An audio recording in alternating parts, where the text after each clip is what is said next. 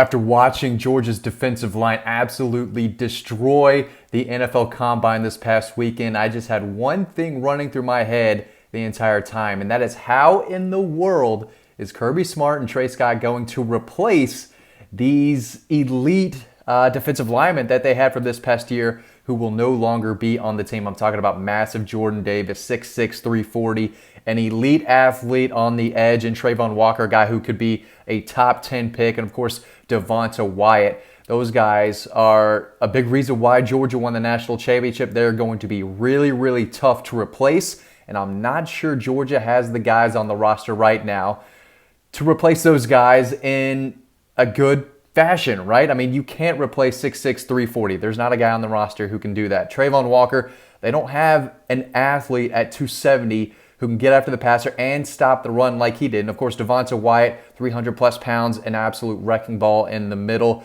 of the trenches, gets into the backfield with ease.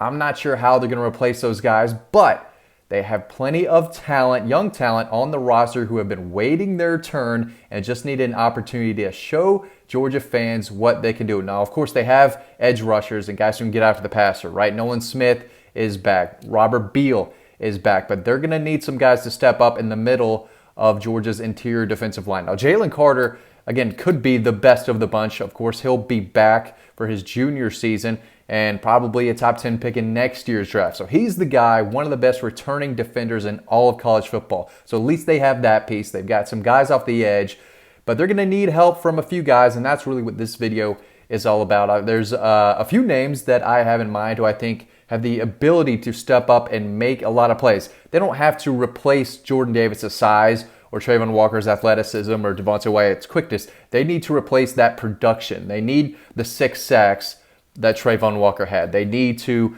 find a guy who can eat up double teams and wreck the running game on first and second down like Jordan Davis. And they need another consistent guy like Devonta Wyatt who can get after the passer and also shoot the gaps and help in the run game. So a few guys that I have an eye on. Number one is Tremel Walthower. He saw a good bit of time last year, even towards the end of the year, playing in those big games at the end. He played in all 15 games. He had 14 tackles. And while he didn't necessarily flash as much as the other guys did, he was steady. And I think he did his job. And he got better and better each time I saw him out there. So he's definitely a name to know who could play that defensive tackle position and try to get that production back that they're going to be losing from last year. Warren Brenson from the 2020 class, 6'4", 305. He's another guy they can plug in the middle out of IMG Academy that I think they are very high on. He played in 12 games last year, 9 total tackles, 1 sack, but he got after the quarterback a lot, 8 pressures on the quarterback as a reserve. That's not bad at all. And a lot of these guys played at the end of these games against UAB, Vanderbilt, Tennessee, Florida, yada, yada, yada, Missouri. There's a reason why Kirby wants these games over at the half, so he can bring in some of these guys in the third and fourth quarters who just need experience, need time, and that's exactly what a lot of these guys got. So it's always good to beat your opponent by 30 points, but it's also good to get those reserves in for playing time too, because they're going to have to rely on a lot of these guys. Zion Logue from the 2019 class, he's entering his 4th year in Athens. He's a guy that Dean Legge went to go see in high school, was really impressed by him. He's got plenty of size. Started out at, I believe, on the edge at one of the defensive tackle spots. He could move in and play over the center or guard possibly, depending on the scenario.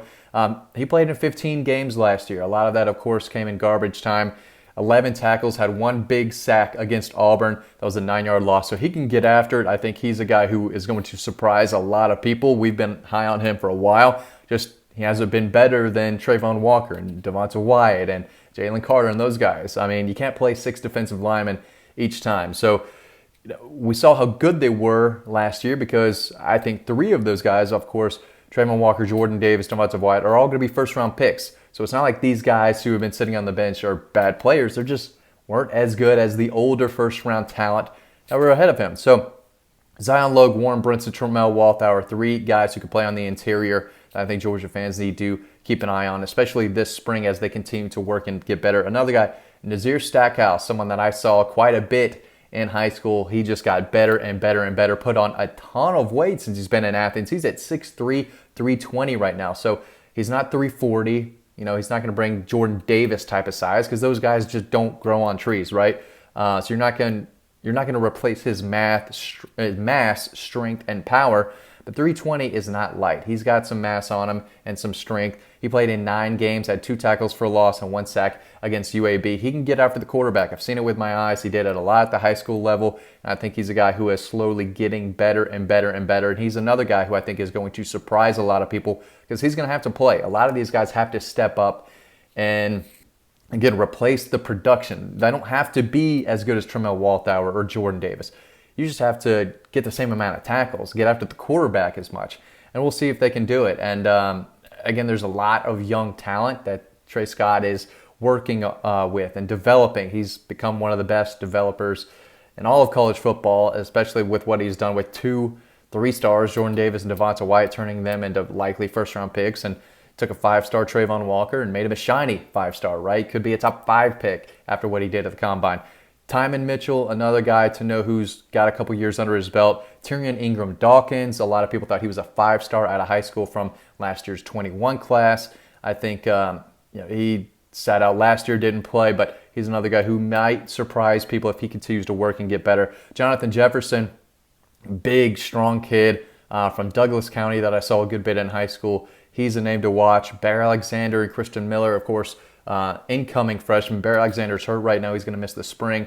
But the dude can get after. There's a reason he was a top 100 player in the country. Kristen Miller, another outstanding interior defensive line prospect who can get after the passer and stop the run. So there's plenty of potential there. The guys just have to do it. And they're going to get these reps in the spring. A lot of these guys are going to stand out and take some jobs. They're going to take these positions because there are positions to be filled. Again, Jalen Carter is your stud right in the middle, but he needs some help. If he's double-teamed the way Jordan Davis was, he's not going to have the same amount of production. But one-on-one, Jordan Davis can beat just about any offensive lineman he's going to go up against next year. But he needs a couple guys around him on the interior to help him out more. So it could be Tremel Walthower, who, again, played in 15 games last year. He's got some experience. Warren Brenson, a guy they're high on. Zion Logue, a guy that Dean and I are really high on. Excited to see what he can bring when he gets an opportunity. Nazir Stackhouse. There are names, right?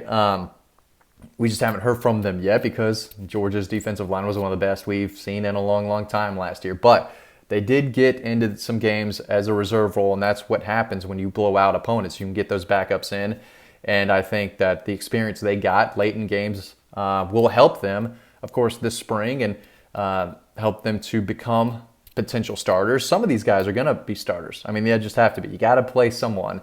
And the positions are open. Someone's got to fill them. And there are a few guys who I think have the potential to be really stout next year and surprise a lot of people. So are they as good as Trayvon Walker? Are they as athletic as him? I don't think so. Are they as big and powerful as Jordan Davis?